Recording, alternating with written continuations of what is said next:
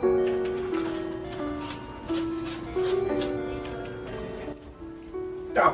hello there. You scared the shit out of me. Welcome back to Cheap Fun, the show where we look at cheap, or in this case, free games, because we're looking at a demo, and let you know if they're worth giving a go and how they are. Today we're looking at InKonbini, a game where you run a small convenience store in the countryside of Japan. Unlike my last Cheap Fun where we were running a convenience store, this game is not a horror game, but rather it's kind of a cozy business management and also relationship building game. Well, I don't want to give away too much here, so let's just get right into it. Let's go! The game starts off with this really sweet and beautiful introduction showing you the convenience store you'll be running.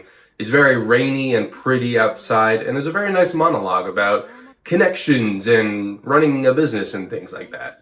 We play as Makoto, who is taking over for her aunt at the convenience store that we're working at. We answer a phone call from our aunt, and she lets us know some of the basics that we're gonna need going forward. Right away, the attention to detail in this game is pretty nuts. Everything is interactable. You can look at things and Makoto will kind of, talk to you about it. And it's just super cool seeing all of the details everywhere in the store. I spent probably too much time just running around looking at everything before I realized I should probably stock the shelves and get ready to open. To stock the shelves, you actually fill up your basket in the back and you take it up front and you put in every can.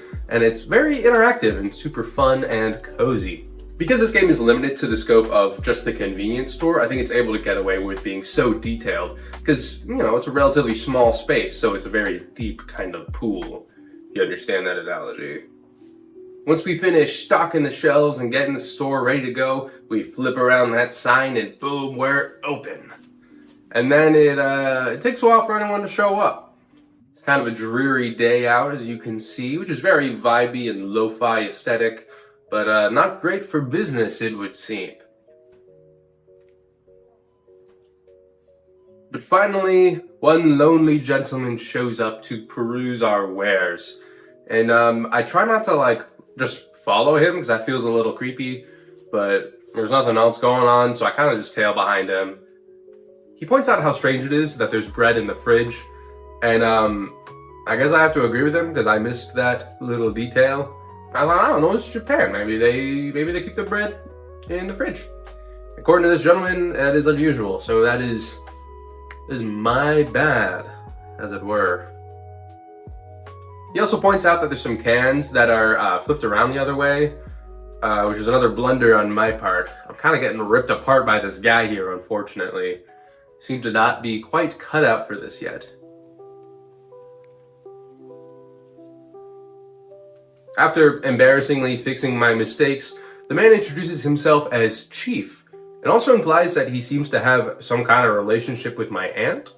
I don't want to pry too much on my first customer, but he ends up opening up to me a lot and we end up chatting for a long time. At this point, I'm starting to understand kind of the main appeal of this game. Of course, there is the running the store. You're ordering food and stocking shelves, flipping things around, all that kind of fun stuff. But there's also this relationship aspect. The customers are coming in and you're getting to know them. And I think that's super special. I think kind of the intro of this game also highlights that this kind of unique position of owning a convenience store and all the people who come in.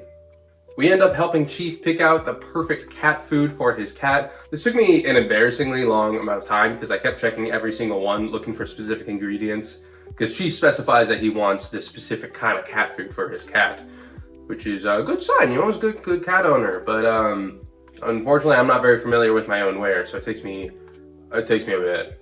But we get it. We got it.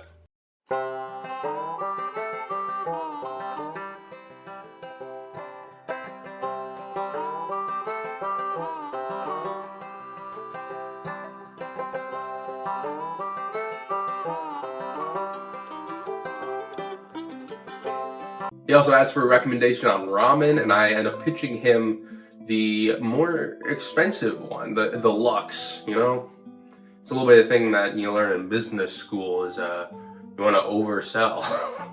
But no, in truth, I just figure this guy seems to be kind of having a rough go of it. Chief kind of opens up to us, and it's actually really cool. It's a really fun time to learn about it. But I figure he needs to treat himself a little bit, So I recommend the nicer ramen to him. We end up checking Chief out, and we're given the option of some different things to say to him. I ended up deciding to tell him the truth, and it came out maybe a little bit different than I was expecting. But overall, I feel like we did a pretty good job with this customer. We have a nice moment outside where we look up at the sunrise, and it's very nice. It's very quaint. And I gotta be honest, I wasn't expecting this from this game. I very much thought it was just like, oh, you're running your convenience store, which is what I was looking for. I mean, I thought it was gonna be a great time regardless. But this kind of emotional twist that I wasn't expecting was really nice.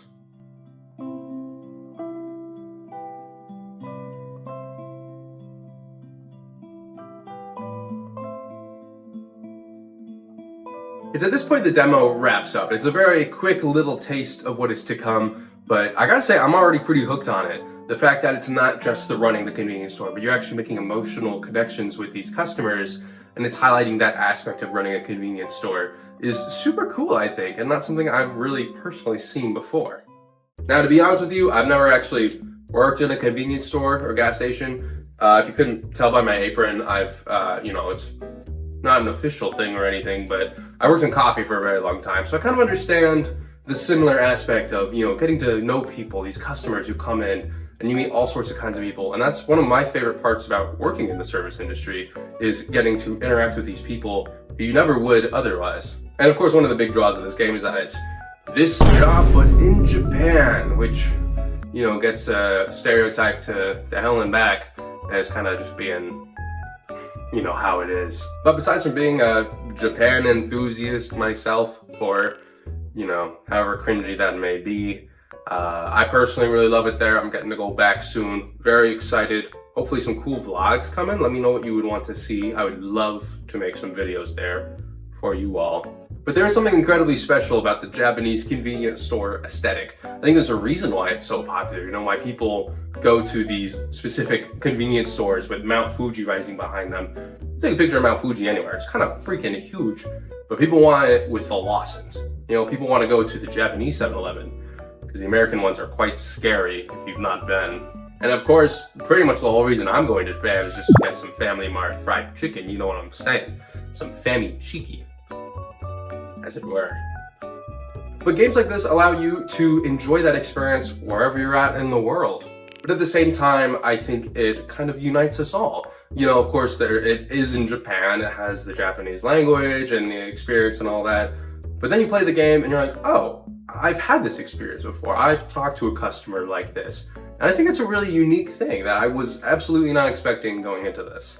Overall, if you're into cozy games that are kind of slow and don't have a lot of intense moment-to-moment gameplay, I think this is your kind of game, especially if you're into Japan and things like that, and kind of the aesthetic of a Japanese convenience store. I think this game, at least the demo, is worth giving a go. Now, is this game for everyone? No, I don't think so. If you're really into like fast-paced multiplayer games, you might not have fun with this one. It might be a little boring and slow and monotonous. But if you want a little bit of cozy aesthetic monotony with no risks, then might as well give it a go, right? As always, thank you so much for watching. It really means the world that you guys are supporting me. My last video did a little bit better than usual. I got like 400 views, which is pretty big. So just thank you so much for that, and thank you so much for supporting me in all my videos. If you feel like, liking and subscribing, feel free. I won't stop you. Yeah, I think I'm gonna try to get back into video making a little more. I was really kind of running empty for a while, but seeing the response to the last video really kind of got my motivation up and going. So expect more cheap fun in the future, and also hopefully maybe some travel videos, because that's really what I love doing, even if it doesn't do very well on YouTube. But thanks so much for coming, and I'll see you next time. Bye-bye!